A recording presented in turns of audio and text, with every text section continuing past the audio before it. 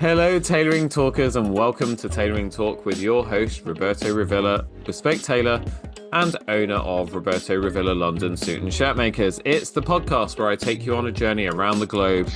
We'll either be tailoring, talking, or talking tailoring, or tailoring the talk. We'll meet a host of amazing human beings, creators, self-starters, performers, and more to learn about their journeys and the lessons they've learned. They share their top tips and life hacks to guide you on the path to success. Please support the show by subscribing, and it helps so much if you take a few seconds to rate and review. My guest today is a New York Times best-selling author and international lecturer. Blind since birth, he survived the 9/11 attacks with the help of his guide dog, Roselle. This story is the subject of his best-selling book, Thunder Dog. Through countless TV and radio appearances, feature articles and speaking engagements, he does much more than simply tell his 9/11 story. He continuously explores the broader lessons of his life and experiences to inspire and motivate audiences. Tailoring Talkers, I am so honored and privileged to have him here to do the same for you. Please join me in welcoming Michael Hingson to the Tailoring Talk Show. Michael, how are you? I'm doing well. Thank you very much. What an honor and what an introduction. You're welcome. It really did not do you justice, sir. Michael, where are you calling in from? I am in Victorville, California, which is about 75 miles north and east of Los Angeles, up in the what's called high desert area. We're about 2,850 feet above sea level. So Wow. we're kind of in the intermediate part of California, if you will. There are people who know full well that in the winter you can go from the beach to the snow and ski in 2 hours. We're kind of in the middle of that. We don't really get the snow, but we get the cold weather. So it was 0 Celsius this morning when I woke up, and that's typical in the winter. It's actually a little warm. It was about -4, -5 earlier in the week. So we get cold weather. So you've basically had London weather, or are There you are. experiencing London weather, because it's exactly the same over here. Except we don't get much of the rain. Okay. We don't get much rain over here. That's a myth. I read a statistic that it's actually sunny more days in London than it is rainy. But I think the rainy days, like yesterday was a rainy day, and it really, I mean, when it rains here, you really, really feel Yeah. it. It's very grey and yeah, it's awful. Well, here the issue is that we're in a valley, so the clouds, if they don't come over us, right over us, if they come up over the mountains, they dump their moisture before they get to us, and a lot of the precipitation is at the higher level. So we just tend not to get a lot of rain. So earlier in the month, when it was raining significantly around Southern California, we got maybe a half or 3/4 of an inch of rain. Yeah. I was on a call with Miles Hansen recently. We recorded for the podcast, and he must be a bit further south than you, because it was all about, surfing and the beach and hot weather. And I actually never realized that California I guess, well, if you're that far up in the north and that high above sea level, then I'm so sorry, Michael. I've done the Brit thing by getting into talking about the weather. We love doing that over here. Well, seriously, it isn't. We're not that far north, but the altitudes go high. So that's why there's a lot of snow. But anyway, weather aside. Yeah, it's it's a nice part of the world to be. Okay, he's gone now. Fine. Sorry, my dog was bothering me again. Mine's asleep over here on the floor, on the bed. He's a working Cocker Spaniel, so he can kind of sense other dogs from, well, it's seemingly from 6,000 miles away. But okay, so let's kind of just go back to the beginning a little bit. So you came into the world without sight. First guide dog at the age of 14. So prior to that, you obviously are faced with I mean, huge adversity. Actually, anyone listening to this that thinks they're going through anything, I mean, it kind of puts things into perspective. But what was growing up like for you with that disability? And what kind of support did you have around you? And how much better did it get when you hit 14 and you got your first guide dog? Well, so if we're going to be absolutely 100% technical, I was born Mm. sighted, but Oh. I was born 2 months premature and put in an incubator with a pure oxygen environment, which caused the retina to malform. So within hours or a day or two, I was blind. So essentially, I was born blind for all intents and purposes. But Mm. having a master's degree in physics, I get technical. But anyway, um, the doctors told my parents they should send me to a home because no blind child could ever grow up to amount to anything or contribute to society. And my parents both said, "You're wrong. He can do whatever he chooses to. We're going to give him that opportunity." And that was the key. That was the basis. They lived up to that. And so they, in fact, let me walk around our neighborhood. I was born in Chicago, and I walked around the neighborhood with my cousins and my Mm. brother and so on. Mm. Went to kindergarten as children do in Chicago at the age of 4, and Yeah. actually went into a special class that was for premature children who were blind because there were a number of us in Chicago, and my parents and others worked to get the school district to have a kindergarten class for us. So I actually Hmm. learned Braille when I was 4. But then at the age of 5, my parents moved us to California. My dad got a new job out here. And so then I didn't have access to resources. We were in a little town called Palmdale, which is about 55 miles west of where I live right now. And um, I didn't have access to Braille. I didn't have access to writing tools or to anyone that knew anything about blindness, and actually even Hmm. had to take a second year of kindergarten. Hmm. But I went to class, and I studied with my parents at night. So I learned to do math with my father, who was an electronics and electrical engineer. Hmm. And you have company, and Yeah, sorry about that's okay. that. And They appear um, on every episode. well, as they should. Someone has to be the star. So my father taught me to do algebra in my head by the time I was 6, and I was always math and science oriented. My mother helped with other aspects of studying and so on, so I was able to keep up. And then between third and fourth grade, we learned that they actually hired a teacher called a resource teacher, somebody who knew Braille, somebody who knew about disability, specifically blindness. Yeah. Because by the time I was in the third and fourth grade, there were more blind kids in the area. And so um, then I started getting material in Braille, and then I started getting more direct access to things that other kids already had access to, but I got them in a form that I could utilize. And make no mistake, a significant part of that is Braille. So Braille is the means of reading and writing using a series of dots Hmm. that blind people use. And a lot of people say, well, Braille is outdated because now you can listen to books and computer files or recordings and so on. And the answer is absolutely balderdash, that is not true. Mm. If Braille is outmoded and outdated, so is print for sighted kids. Hmm. And you don't stop teaching sighted kids print. The reality is Braille is the means by which blind people, blind children, and adults learn to read and write. Yeah. And everything else is sort of secondary. You can't learn to spell, diagram sentences, do other kinds of things that one needs to learn Hmm. with recording like you can with Braille. So Braille is Hmm. the basic means of reading and writing that we use. But anyway, I started using it again. And I went all around my neighborhood. I was riding a bike around my neighborhood. I rode a bike to school for the first few years until I started going to a school across town when we got into more intermediate grades. Um, and so I just went to school and studied like everyone else did, and had a lot of fun doing it.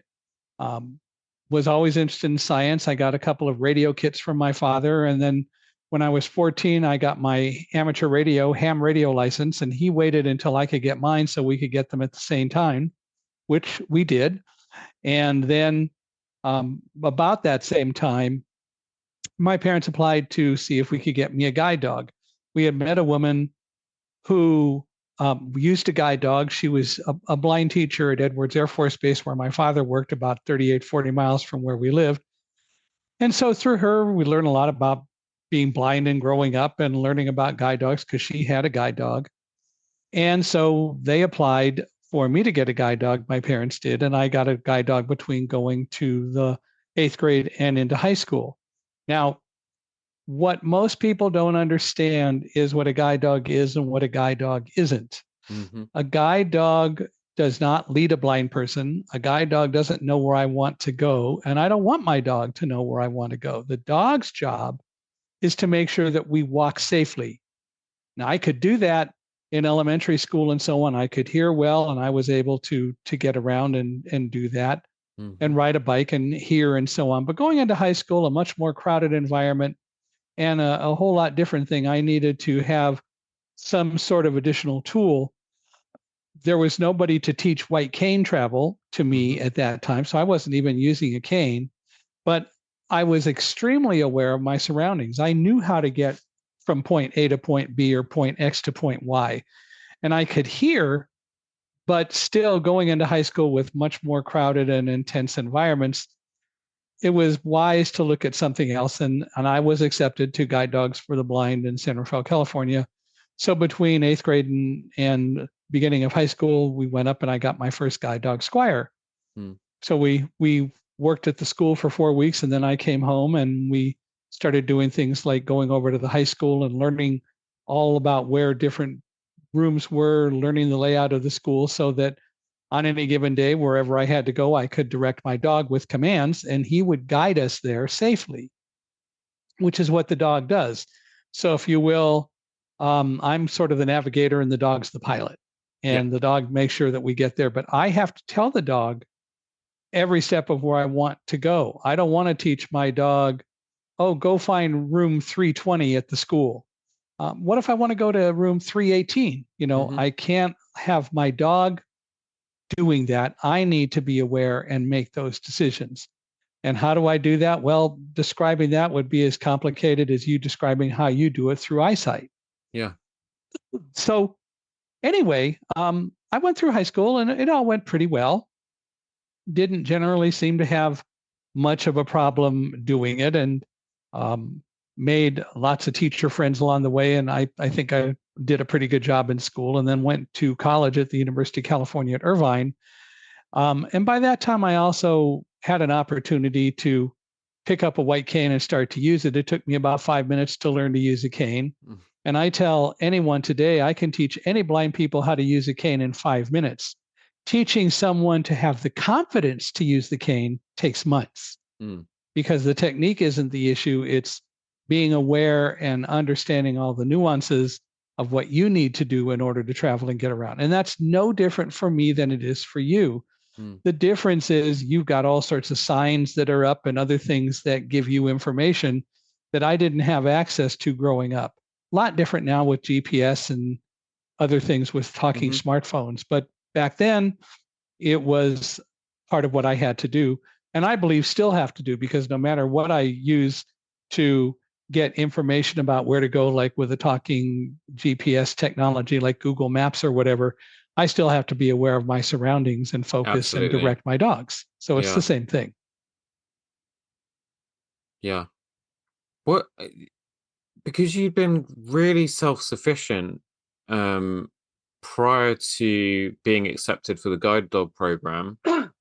And thanks for the explanation, by the way, because I think sighted people, we do just assume that when we see a blind person with a guide dog, that this amazing guide dog has just been trained to know, to I don't know, to kind of read your mind or something and kind of know where you want to go.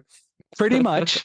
I was in a hotel several years ago. I was walking down a hall and I needed to make a left turn, and I knew the turn was coming up. And so I was telling my dog left, and giving hand signals and all that.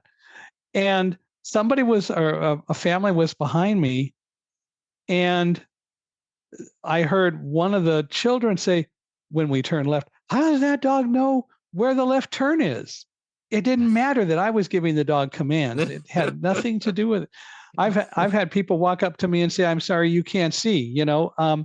Eyesight isn't the only game in town. And in fact, No. if we really want to put it in perspective, if you really want to deal with this, at least the way I think we should deal with it, you have as much of a disability being sighted as I do being blind. Your disability got covered up by Thomas Edison when he invented the electric light bulb. But make no mistake, if the lights go out and it's dark, you have a hard time getting around unless you can find a light source.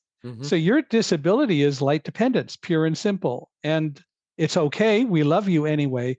But don't assume that just because I am not light dependent, I'm light independent, that I am less capable than you. The real issue is disability does not mean a lack of ability.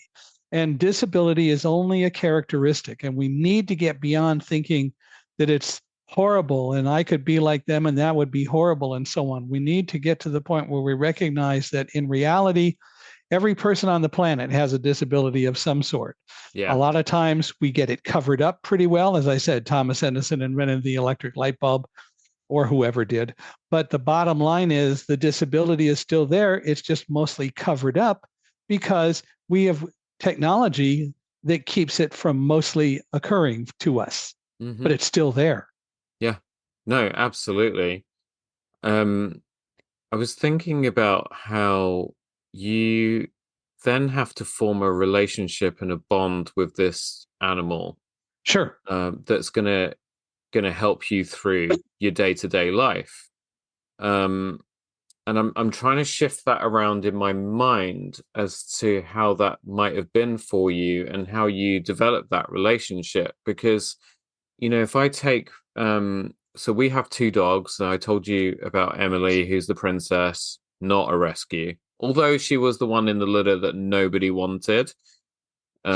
Because when we met her and her sister, we were kind of allowed to kind of go in the pen with them and sort of, try and work out their personalities and work out which one we wanted. I wanted to get both. My wife said, no, we're only getting one dog. We didn't even want to get a dog in the first place. And to cut a long story short, let's just say Emily wasn't actually the one that we chose. We chose her sister. But I think in the week it took for us to prepare our home and everything and then go back to collect her, they'd basically given the other dog, who was much nicer as a little puppy, because the one we didn't want was she bit me and then snatched her sister's toy and ran to the other end of the crate. A princess. I don't want that one. I want the other one. And we ended up with the other one. But you know what? I wouldn't swap her for anything in the world. I was just going to ask you that. Yeah. Oh, I do. Bailey, on the other hand, our Cocker Spaniel, he's a rescue, and we found him. We were just driving. We were on our way to the South Coast for a long weekend trip, and my wife spotted him from the car. Just on the side of the highway, she spotted this little brown dog hopping along on three legs. And she said, that dog looks like it's in real trouble. And so we stopped at the next intersection, came back around, and we managed to find him, thank God. And there was no resistance. We weren't chasing after him. He came straight to us. He was in so much pain, malnourished.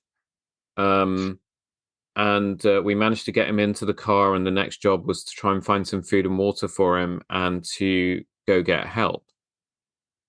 I think in that moment when my wife was at the gas station and she was getting the water and some food, he just put his head on my lap and he let out, that really big sigh that dogs let out? Yeah. Oh, yeah. And he just rested there. And I knew in that moment that he knew he was safe.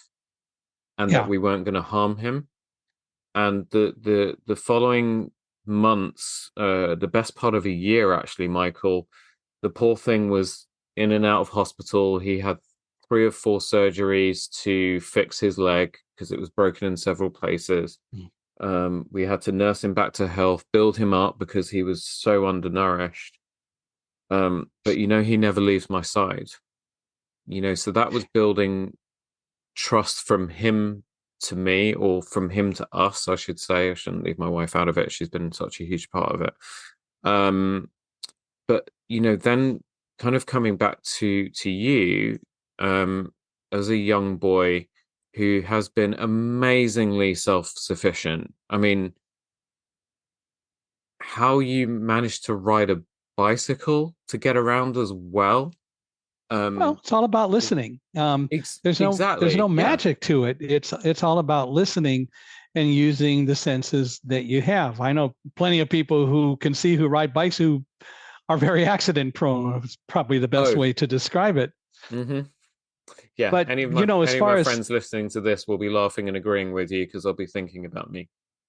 well, and so here's the thing: self-sufficiency has nothing to do with what the dog brings. The dog, or a cane, but the dog brings a new dimension to it. That is, the dog brings the ability to spot things to avoid, or to walk in the right place to keep us from bumping into people or other things that I might not have observed as quickly.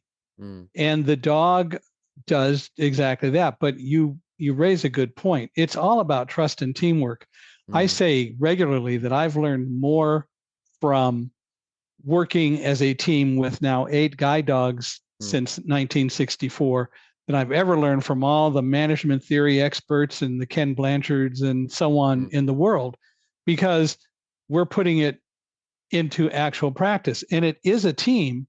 We each have a job to do, and we have to form a team from 2 different creatures who don't speak the same language, but who really do have the same goal. And the dogs take their jobs extremely seriously. They want to please. They want a pack leader, if you will. They want someone that they can look up to and who's going to look up to them and work with them and be part of their lives and be as devoted to them as they are to us. But make no mistake, although it's true, I think that dogs do love unconditionally unless they're taught not to. They don't trust unconditionally. Yeah. They're more open to trust, but that trust still has to be earned. And so that is what we go through all the time when we get new dogs. But we create that trust, and when it works well, which it certainly can, when it works well, then the team is second to none. And I've been very blessed to have 8 very talented dogs that all pretty much formed good teams. One didn't. One dog, my 6th dog, only worked about 18 months and then just got really afraid of guiding. And the problem was, as I described Meryl, which was her name, she had a sort of type A personality. She couldn't relax. She couldn't play with the other dogs at home. She had to follow me around, and even got testy if anyone came too close, any of the other dogs, and wanted to play. So she just got too stressed out too quickly, and so she wasn't able to continue to be a guide like other dogs were. Yeah. But the reality is that it is a team in every sense of the word. And when the dog is open to trust, and the dog recognizes a soulmate, that is somebody else who's open to trust and wants to really form a relationship and is willing to take charge of the team and give the dog someone to rely on, there's nothing better that a dog likes. And I've seen dogs that weren't trusting. We after September 11th, I went to work for Guide Dogs for the Blind, in part as a public spokesperson, for 6.5 years. And about a year after I joined, we had a contact from one of the departments that dealt with foster caring of dogs, and they had, actually, I guess it was in 2003. They had a dog that had come back. It was a 12-year-old golden retriever. It had never been a guide dog, but when it was in training early on, they said temperament made it not be a guide dog, and we think that she was just a very self-willed dog. So she didn't want to listen all the time. So her name was Panama. So Panama was sent back to live with her puppy raisers. And she did that for 6 years.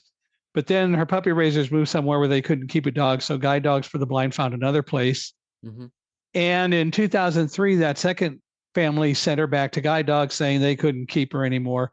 She came back filthy, dirty, totally unresponsive to any commands. There was a huge lump on her back. She was 12. She had arthritis, and they were convinced that she was totally deaf, and they needed a place to care for her. Hmm. So we decided that we would take Panama.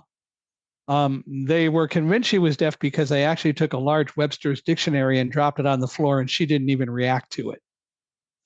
So anyway, we took her home, and you should be aware my wife also was a person with a disability that was visible. She used a wheelchair. She was in a chair Hmm. her whole life till she passed this past November. But she she read, I pushed, worked out well.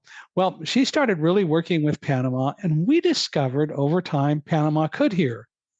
Where she probably was partially deaf, but as we treated her well, she started to slowly open up to us. Mm.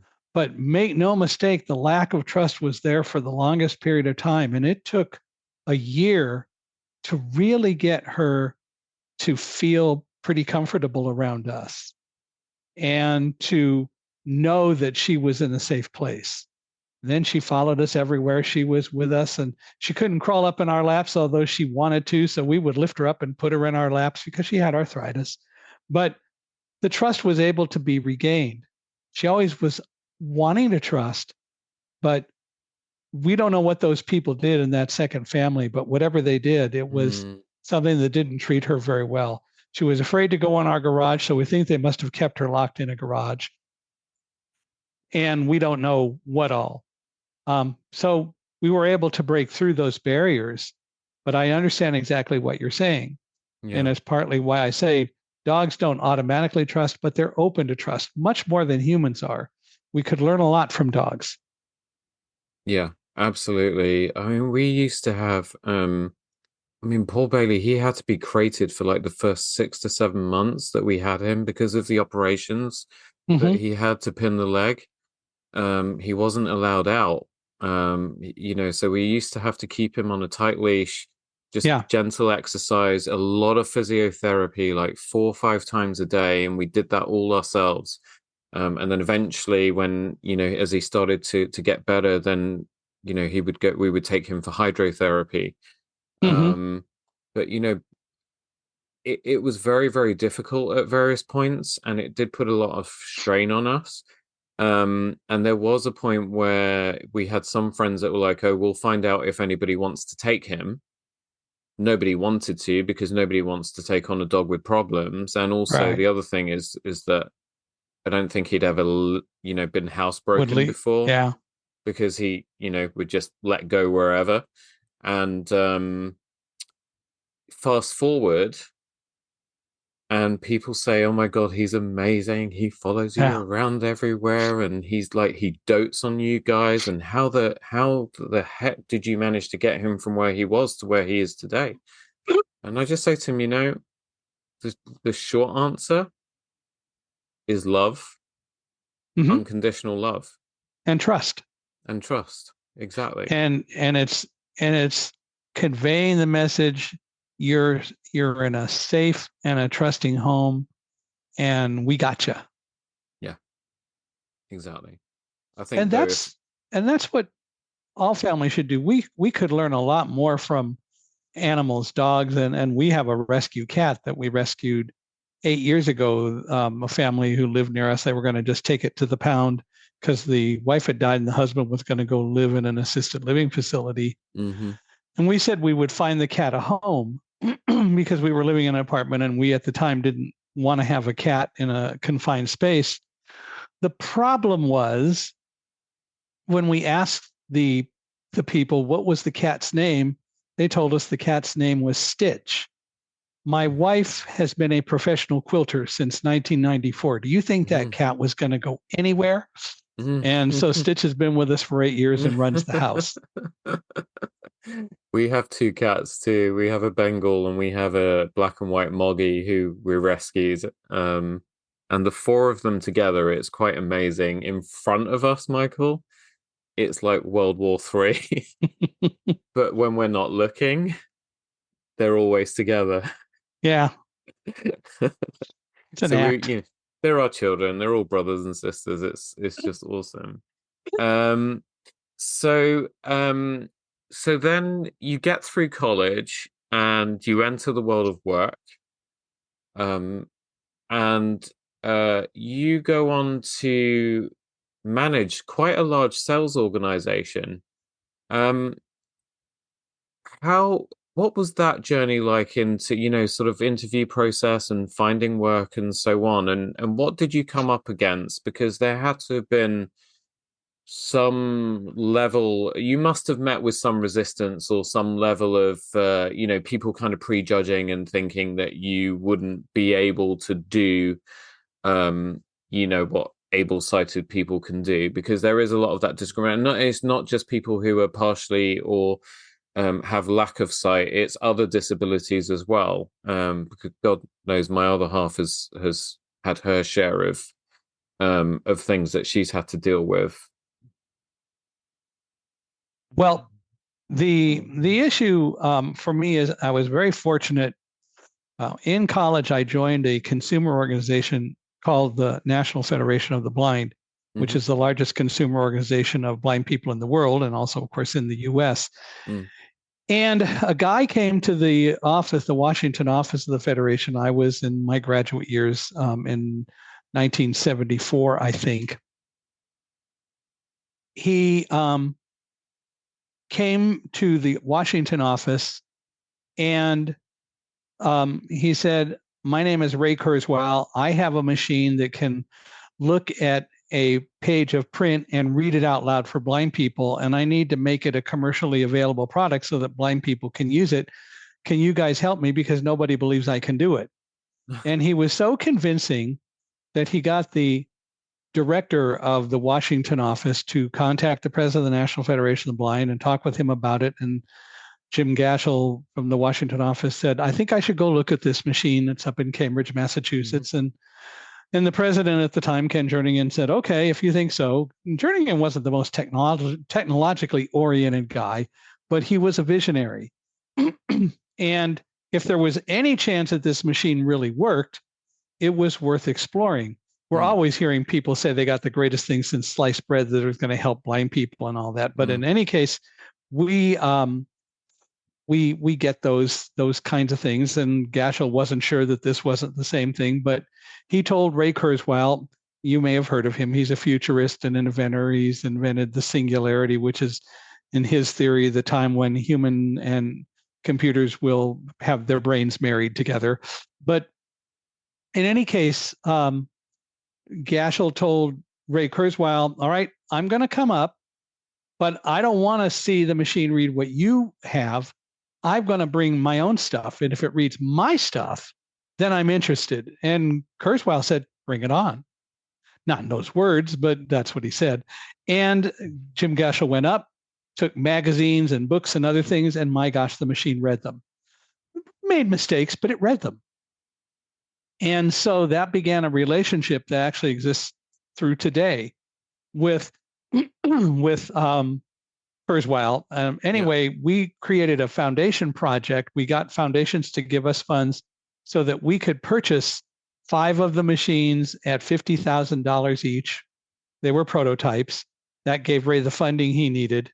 And we had additional funding to hire staff to deal with the machines. And the idea was that we were going to put machines all around the country for blind people to come and see and use and learn to use and give feedback as to what they liked, what they didn't like, what needed to be done to improve the machine, and so on.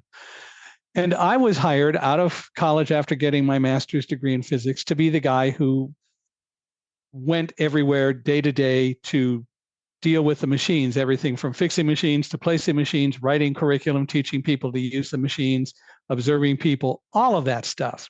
So literally, I lived out of suitcases, a toolbox, and in hotels with my second guide dog, Holland, for 18 months. Because anyway, any day I could be anywhere from Baltimore to San Francisco and in between. So after that job, I went to work for Kurzweil because they wanted to hire me to come in and do human factors studies like I'd been doing before. But I was there about 8 months when I was called into the office of the vice president of marketing. And he said, I have to tell you, we're going to lay you off. And I said, why? And he said, oh, it's not that you're doing a bad job. We like the work you're doing. But the problem is, like a lot of engineering firms, we hire too many non-revenue producers. We've got to get more revenue in. We got to hire more people to bring in revenue. So we have to let you go. He paused and then he said, unless you want to go into sales. But he said, I don't want you to sell the reading machine for the blind. I want you to sell our commercial version, which is about $125,000 unit, which was a commercial system that companies could buy to scan hundreds, thousands of pages of documents to put them in computer readable form.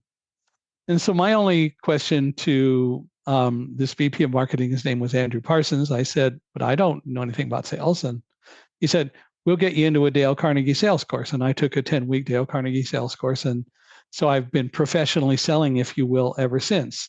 My first job was to sell in the New England states and through Canada. And then later, Xerox decided to buy Kurzweil, and Ray said he would sell. When I was asked to relocate out to California, because I was from there, and I was asked to help integrate Kurzweil into the Western world of Xerox.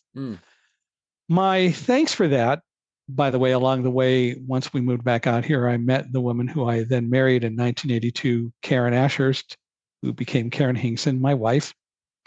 And my thanks for all of that was that when the purchase or the merger was consummated, all the Kurzweil salespeople were invited to leave because they weren't needed. Because what Xerox really wanted was just the technology. Big mistake, I think, but that's what they did. So then I had to go look for a job.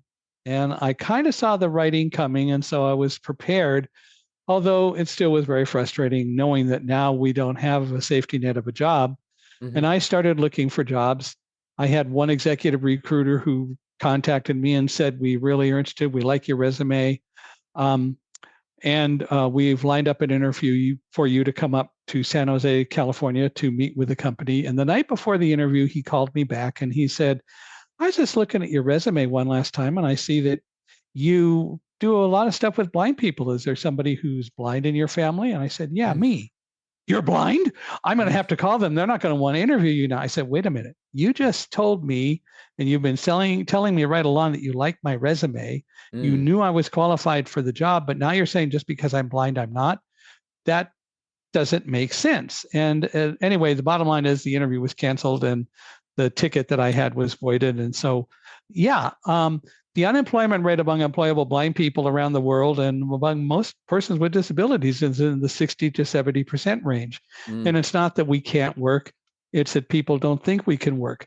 And today, especially, they miss out on the value of hiring a person with a disability because we know if we are offered and take a job, we know full well that there was a lot of work that went in to getting us that, for us to get that job and for people to deciding to give us the job.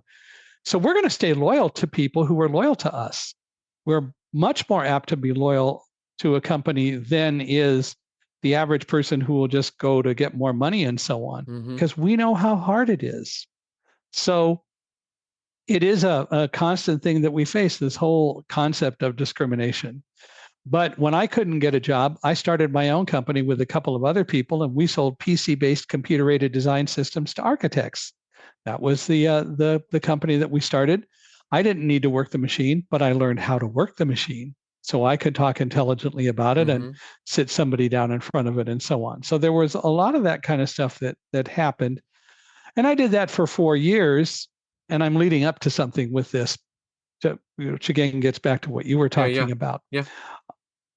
So in 1989, I decided that I wanted to go back into the workforce. We sold the company. My wife and I had been looking at newspapers, and one day she said, I've got a cool job. It's selling some revolutionary disk subsystems and computers and so on, and you would be perfect for this job. And she read me the ad, and I said, you're absolutely right. So I'll go off and send my resume. Do you think that I should say in my cover letter that I'm blind or not? Because if you don't say you're blind, you might get a response like anyone else would. If you say you're blind, you're pretty much guaranteed you won't even get a response. Yeah. For the same reason that one company or that one recruiter decided that suddenly, because I was blind, I wasn't qualified for the job. Anyway, when I said, should I say I'm blind or not? She said, you're a dummy. Wives can do that, you're a dummy. And I said, well, why? She said, what is the most important thing you keep telling me that you tell every salesperson that you hire and every team that you work with and that you manage? And I said, well, I'm not quite sure which thing you're thinking of. And finally, she said, you have always said that the most important thing that anybody in sales should know is to turn perceived liabilities into assets. And that's extremely important. Turn perceived liabilities into assets. It's something I learned in the Dale Carnegie sales course. Well, this little light went on over my head, and I went off and I wrote a cover letter. And the last two paragraphs of the cover letter went something like this. The most important thing you need to know about me is that I happen to be blind, because as a person who is blind, I have had to sell all of my life just to survive. I've had to sell to convince people to let me buy a house.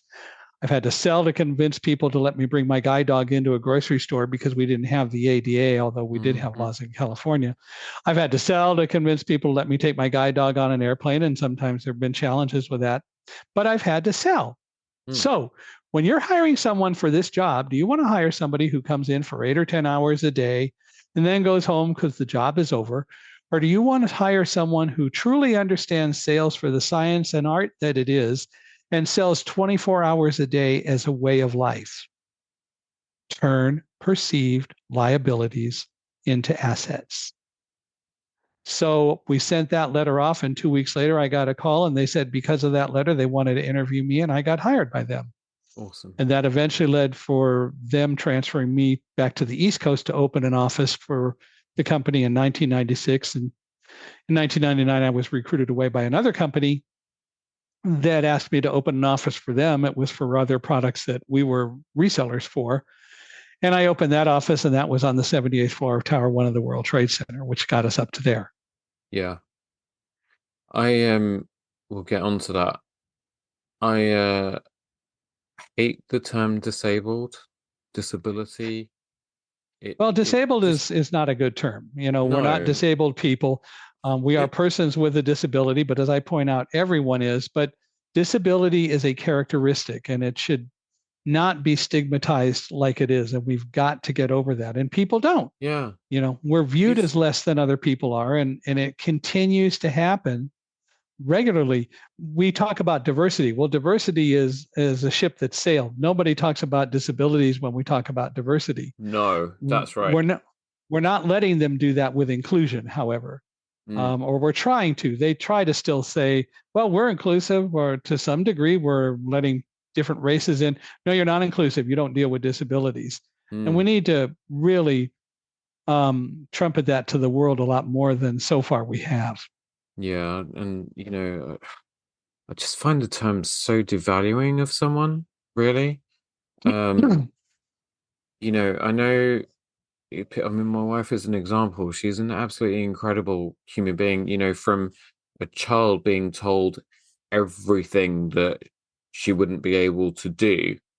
And fast forward to today, the things that she's done, is able to do, has done, etc.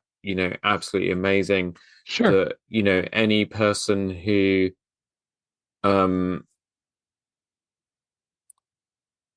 has what's the term? You got someone who's got all the boxes checked, right? Hypothetically speaking. Yeah.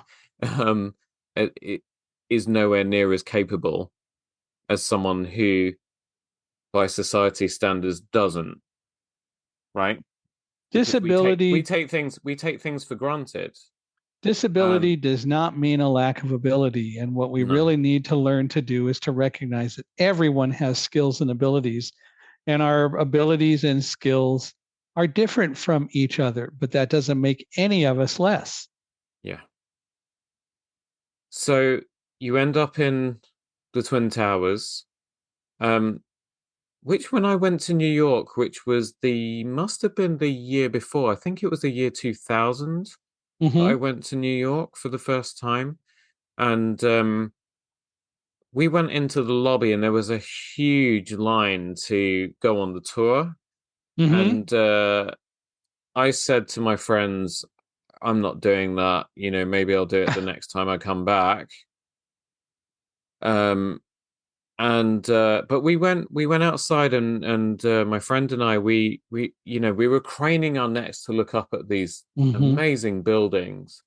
And in the end, we lay on the sidewalk in between the two towers, and we just looked up because they just stretched into the sky like, ad infinitum. They were absolutely amazing. Yeah.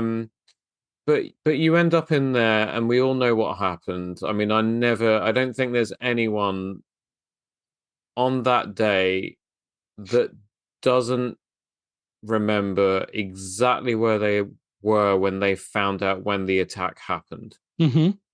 And then the absolute horror I can't even imagine what people were feeling that were in the building.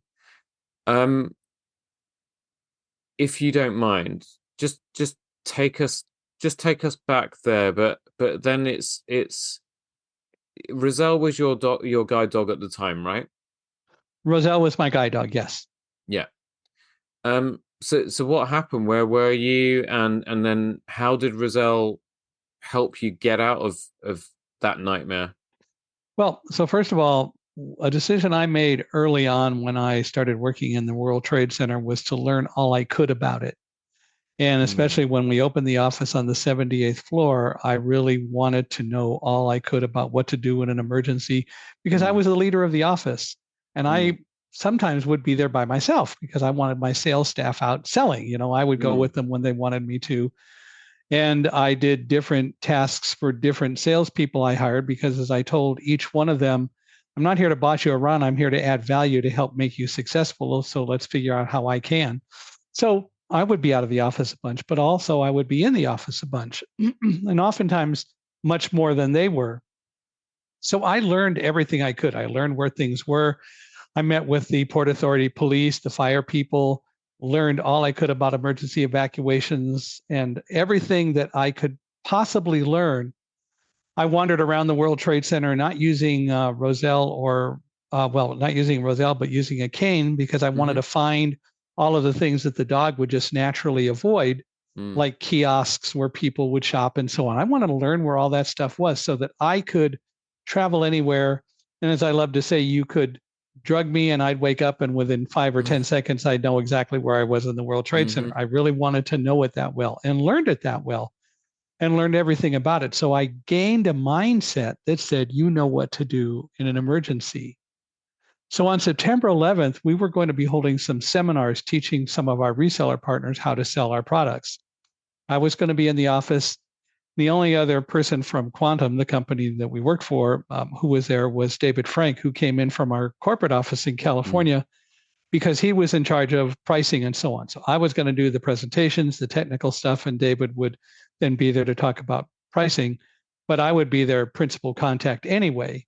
So David and I were in my office. Some early arrivals were there from one of our distributors, Ingram Micro. They were the ones that were mm-hmm, bringing all the different resellers in. mm-hmm, And so David and I were in my office, and the Ingram people were actually in our conference room where we were going to be doing the seminars, and they were eating breakfast. And at 8:45, we felt the building kind of lurch. Now, at that very moment, I was reaching for letterhead because we needed to print a list of all the people who would be coming to the seminars. We needed to print it on letterhead and fax it to the Port Authority people mm, so that they could then compare the names with names on IDs and let people come up. And so I was reaching for letterhead.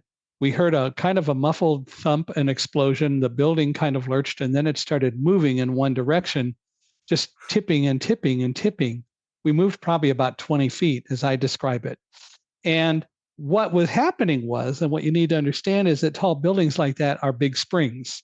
They're mm, made to flex in windstorms. mm-hmm, And if it had only been an airplane hitting the tower without a lot of jet fuel on it, the building would have survived. But the building was struck by an airplane full of 26,000 pounds of jet fuel. So it was a deliberate attempt using the most fuel that it could have. And the infrastructure was more destroyed because of the exploding fuel that caused it to collapse.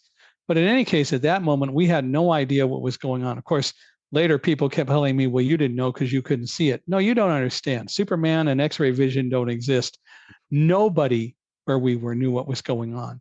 The building was struck 18 floors above us on the other side of the building. Nobody around us knew what happened. So the building tipped, and David and I couldn't figure out what was happening, of course. And David wasn't blind, by the way. And of course, as I said, still couldn't figure out what was going on.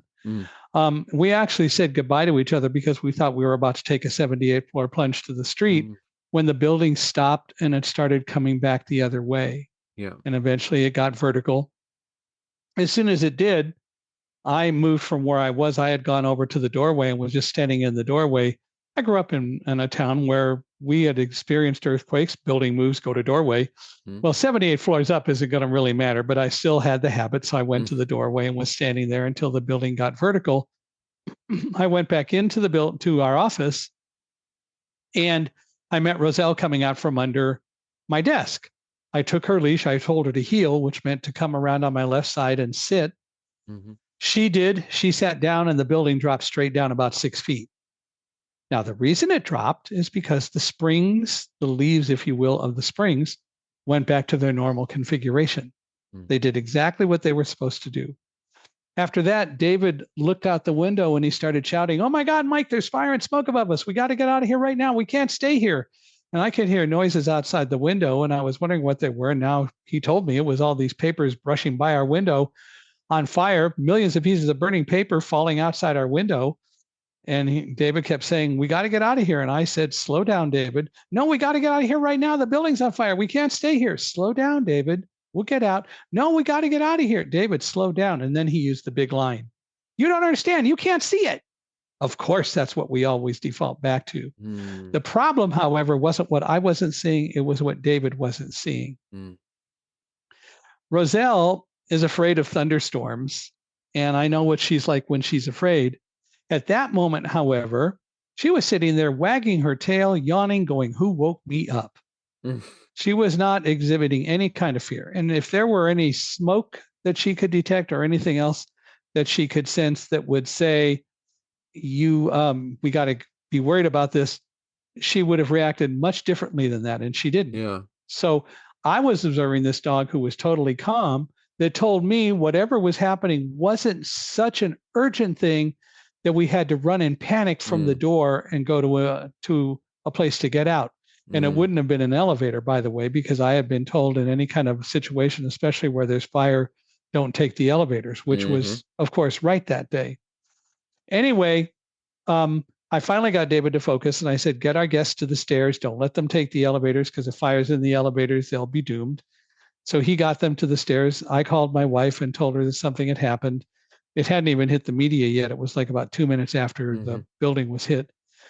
Then David came back. We swept the offices. Nobody was there. We went to the stairs and we started down. And again, there was nobody who knew what had happened.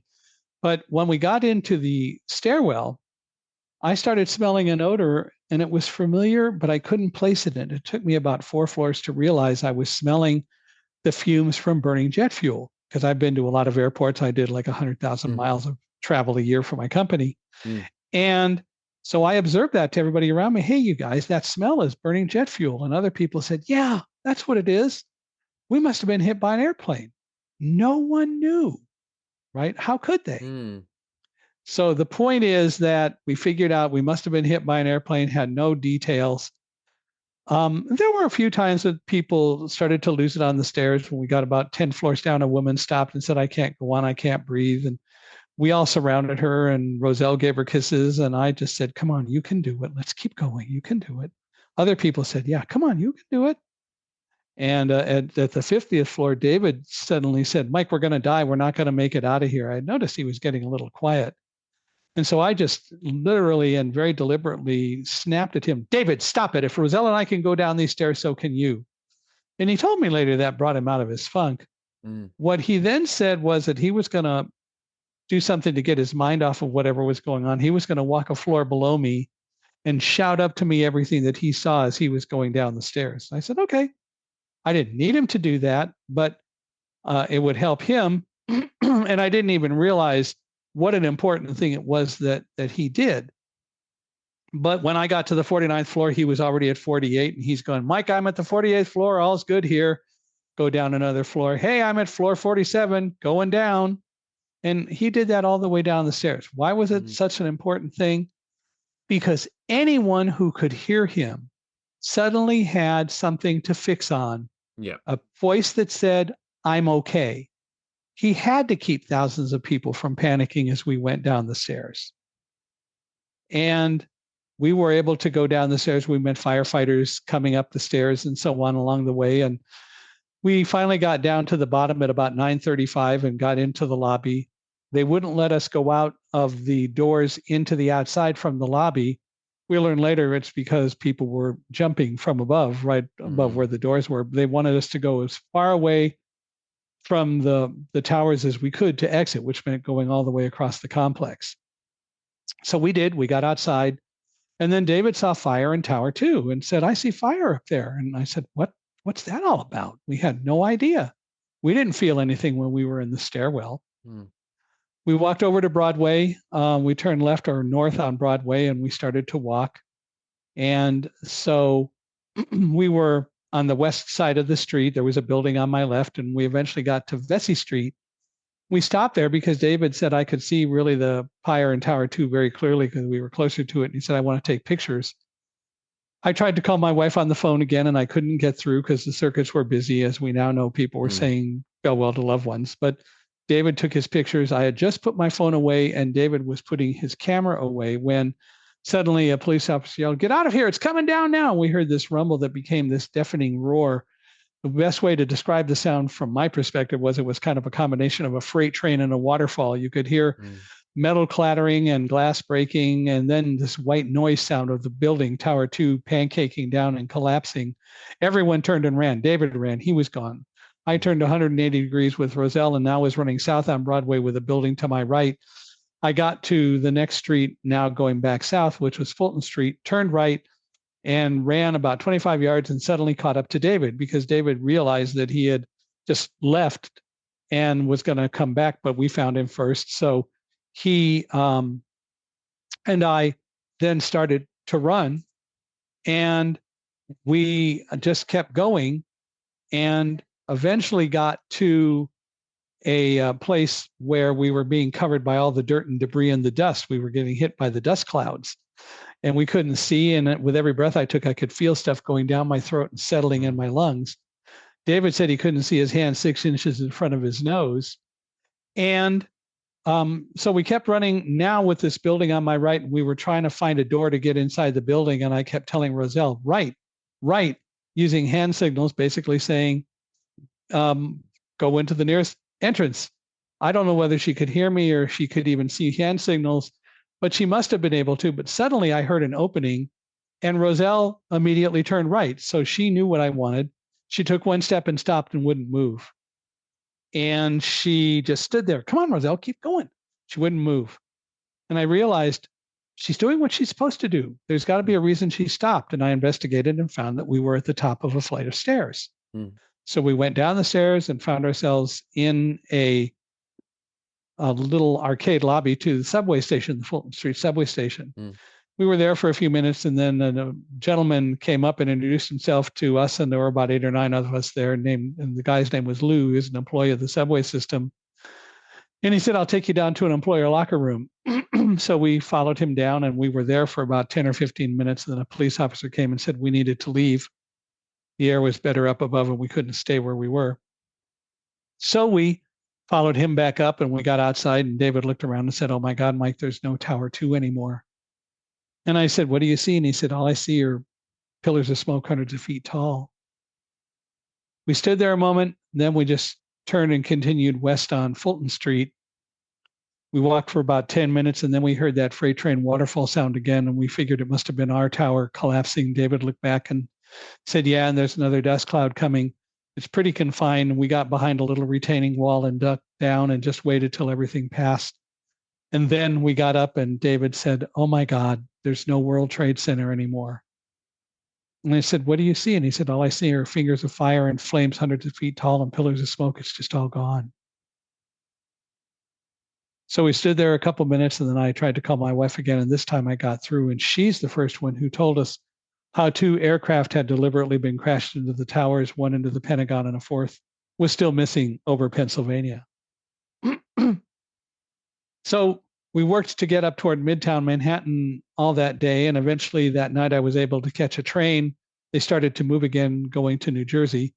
We lived in Westfield, New Jersey. So I took a train. David walked back up to where he was staying on the Upper East Side with his sister who lived there.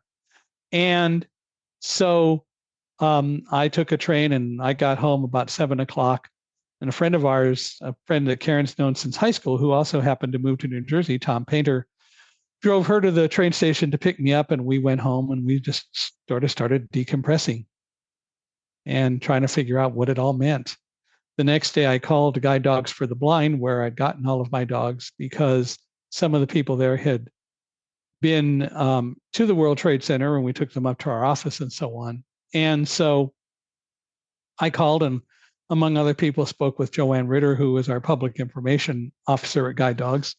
And she said, "Can I write a story? And you'll probably be pretty visible and you want to be on TV." And I said, "Well, whatever." And she said, "What show do you want to be on first?" And I said, flippantly, I said, "Larry King Live." And then on the 14th of September, 3 days after the events, I had the first of 5 appearances on Larry King Live. And Larry also eventually wrote the foreword to Thunderdog. And it kind of went from there. People started calling and asking if I would come and speak. And I decided it was a lot more fun to sell philosophy than it was to sell computers. And people wanted to hire me to come and speak to their organizations and talk about trust and teamwork and leadership and moving on from unexpected emergencies and talking about the human-animal bond. And Guide Dogs also offered me a position as their public spokesperson. So I took that and we moved back to California. So I traveled and spoke both for Guide Dogs and just continuing to speak. And I spoke for Guide Dogs for 6.5 years, and then they ended the job. A new CEO came on and said nobody's interested in September 11th anymore. So they phased out the job. And so I was on my own. I formed the Michael Hingson Group and have been doing it ever since, traveling and speaking and talking about teamwork, talking about management styles, talking about some of the things we've talked about today. And I've been to places all over the world and enjoy it. The pandemic has slowed some of that down. And along the way, I also was able to connect with a company called Accessibe, ACCESSIBE, capital B. And Accessibe is a company that manufactures products to help make websites more inclusive and accessible for persons with a variety of disabilities. And among other things, they asked me if I would do a podcast for them. And so we started Unstoppable Mindset in August of 2021. And we've been doing it ever since. So having a lot of fun with it.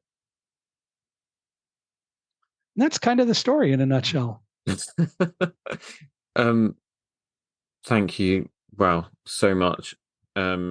I was right there with you. I'm a very visual person, which is probably why I do the job that I do. And I was right there with you, Michael. I'm speechless, which is very rare for me on this show. Well, I hope that some of the people will want us to come and tell the story, and they can find me. I'm easy. They can go to michaelhingson.com, michaelhingson.com. They can email me at michaelhi@accessibe, accessibe.com. If they want to learn more about the podcast, they can go to michaelhingson.com/podcast or find it wherever you can find a podcast. And if anybody listens to episodes, of course, I hope they'll give us a 5-star rating. They can go to iTunes or wherever and rate. But Absolutely. We really appreciate people listening, but always looking for speaking opportunities. And also we want to help people make their websites more inclusive. If they go to accessibe.com, there's a place where they can go on that where they can click a link and do a free website audit of their site. The system will look at their site and describe what's accessible, what's not accessible, what needs to be done. Then they can choose to use Accessibility, which is like a $500 a year product. That'll fix a lot of the accessibility issues, and the things that it won't, the Accessibility staff, or they can hire their own programmers, can finish. But it's a really neat system. It works well, and it really makes a difference in making websites more usable for people who are blind or who have other kinds of disabilities. If, for example, you're a person with epilepsy, you go to a website with blinking elements, it could cause you seizures. And Accessibility's product can stop the blinking and use other technologies to get your attention to what they want you to see. Yeah. It's exciting. Extremely. I'm gonna make sure that I have all of those links there. And people can also connect with you on LinkedIn, right? Always on LinkedIn. We're there. Yes. We're on Facebook at M. Hingson. And awesome. But the quickest way for me to see things is email. So, but we'll connect however. And again, if they go to michaelhingson.com, there's a contact form there and so on as well. Yeah. No, awesome. Michael, thank you so much. I look forward to seeing you again, because as Michael so eloquently told me with a cheeky smile before we started recording, he charges for appearing on podcasts like mine, and the price, Michael, is you have to come onto Unstoppable Mindset now. I can't wait. Yeah, so it's cheap at twice the price. Yeah. But I hope that we get to meet you in person. I hope that a speaking opportunity comes up that will bring me to London. I've been to Ireland, but I've not actually been to London. So I'd love to do it. It would be fun to do, and hopefully it will come along. Yeah, exactly. Well, if that opportunity comes up, then make sure you let me know, and I'll leave it in your hands to find it. I'll leave it in your hands to find it. It's your job. Yep. No, I accept the responsibility. Michael, thank you so much. I look forward to seeing you soon. So we'll get that recording date booked. And as I've said previously, I'll make sure that all your links are in the show notes. We will do everything we can to shine a light on your amazing work. Thank you for everything you do through your public speaking, through the book, through sharing your story time and time again, through your advocacy. You're absolutely amazing. Thank you. You're an example to all of us. Well, thank you. It's an honor to have been able to come on the podcast. I'm glad we had a chance to do it, and looking forward to having you on and finding ways to work together. Absolutely. Thank you all so much for joining Michael and I today. Hit the share button to send this podcast on to someone you know who could benefit from the things that Michael shared in this episode. You can find us on Instagram at Tailoring Talk Podcast for updates on new episodes. And I love feedback, so email me at tailoringtalkpodcast@gmail.com. If you want to support the show further, you can buy me a coffee at buymeacoffee.com/Roberto Rivilla. Have a great week. Be good to each other, and I'll see you Tailoring Talkers on the next one.